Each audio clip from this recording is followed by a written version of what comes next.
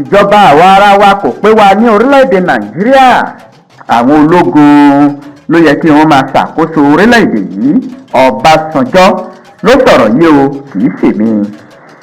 Ọ̀rọ̀ yìí ló jáde lẹ́nu ààrẹ tẹ́lẹ̀ rí olóyè Olúṣẹ́gun Ọbásanjọ́, ààrẹ orílẹ̀-èdè Nàìjíríà tẹ́lẹ̀ nígbà kan àná rí. Olóyè Olúṣẹ́gun Ọbásanjọ́ ó ti sọ̀rọ̀ lórí bí àwọn ológun bí wọ́n ṣe ń gba ìjọba káàkiri ilẹ̀ Áfíríkà.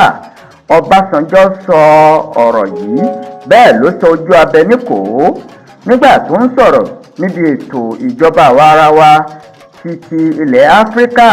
Wọ́n ní ìjọba ilẹ̀ Áfíríkà ń wo àwòkọ́ṣe àwọn ìjọba ilẹ̀ òkèèrè tí wọ́n ti ní ìdàgbàsókè.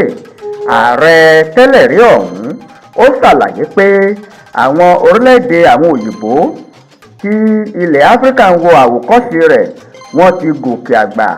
Bákan náà ló sọ wípé àwọn orílẹ̀-èdè aláwọ̀ funfun yìí kò ní irú ìṣòro táwọn ilẹ̀ Áfíríkà ń kojú. Ọbásanjọ́ ní ilẹ̀ Áfíríkà ní láti jókòó kí wọ́n ó sì ronú kí wọ́n ó wo irúfẹ́ ìjọba tí yóò bá àwọn aráàlú lára mu. A ní láti foríkorí káfí kùnlókùn káfí orí okò sọ̀ọ́dúnrún láti gbé ìgbésẹ̀ tí yóò jẹ́ ìdẹ̀kùn fún àwọn ará ìlú ní ilẹ̀ Áfíríkà. Tí a bá ṣe àkíyèsí, mẹ́ta nínú àwọn orílẹ̀-èdè mẹ́fà táwọn ológun ti gbàjọba ni wàhálà wọn ti bẹ̀rẹ̀ lẹ́yìn ìgbà tí wọ́n ti di ìbò tán. Ta ló lè sọ fún mi orílẹ̀-èdè Áfíríkà táwọn ènìyàn ti ń gbádùn tí wọ́n sì ń rí ẹ̀tọ́ wọn gbà káàkiri ilẹ̀ Áfíríkà? Ọbásanjọ́ ní àwọn ológun tó ń gbàjọba ní ilẹ̀ Áfíríkà wọn ò ní lérò láti gbé ìjọba kalẹ̀ fún alágbádá mọ́.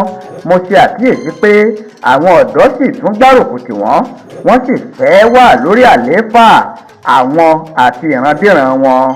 Mo rántí nígbà kan tí mo lọ sí orílẹ̀-èdè Guinea lẹ́yìn tí ọ̀gágun Mahmad tó gba ìjọba.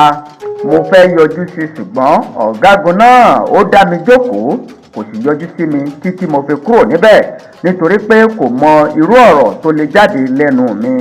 Ọbásanjọ́ ṣàlàyé pé iléeṣẹ́ ìfọpo 4 ní orílẹ̀-èdè Nàìjíríà kò lè ṣiṣẹ́ láíláí níwọ̀n ìgbà tó bá ti jẹ́ pé ìjọba ló ń ṣàkóso rẹ̀. Ààrẹ Nàìjíríà tẹ́lẹ̀ rí ó sọ wípé òun sọ fún ilé-iṣẹ́ ìfọpo rọ̀bì Shell láti má ṣàkóso àwọn ilé-iṣẹ́ ìfọpo 4 ní Nàìjíríà. Ọbásanjọ́ ní Shell kò gbà sí mi lẹ́nu nítorí wípé ìwà àjẹbánu ó ti pọ̀ láwọn ilé ìfọpo wa.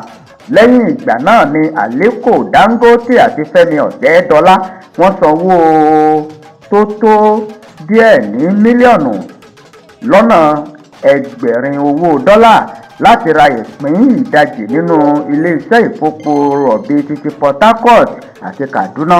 Àmọ́ ó ṣe ní láàánú pé Umar Musa Yar'Adua ó fagilé àdéhùn yìí, ó sì dá àwọn ilé-iṣẹ́ ìfọpo náà padà sọ́wọ́ NNPC. Ṣùgbọ́n mo sọ fún yín lónìí wípé ilé-iṣẹ́ ìfọpo orílẹ̀-èdè Nàìjíríà kò lè ṣiṣẹ́ láíláí nítorí wípé ìjọba ló ń ṣàkóso rẹ̀. Ìjọba àwa ara wa kò pé wa ní orílẹ̀-èdè Nàìjíríà. Àwọn ológun ló yẹ kí wọ́n máa ṣàkóso orílẹ̀-èdè yìí. Ọbásanjọ́ ló sọ̀rọ̀ yìí o, kì í ṣèmi.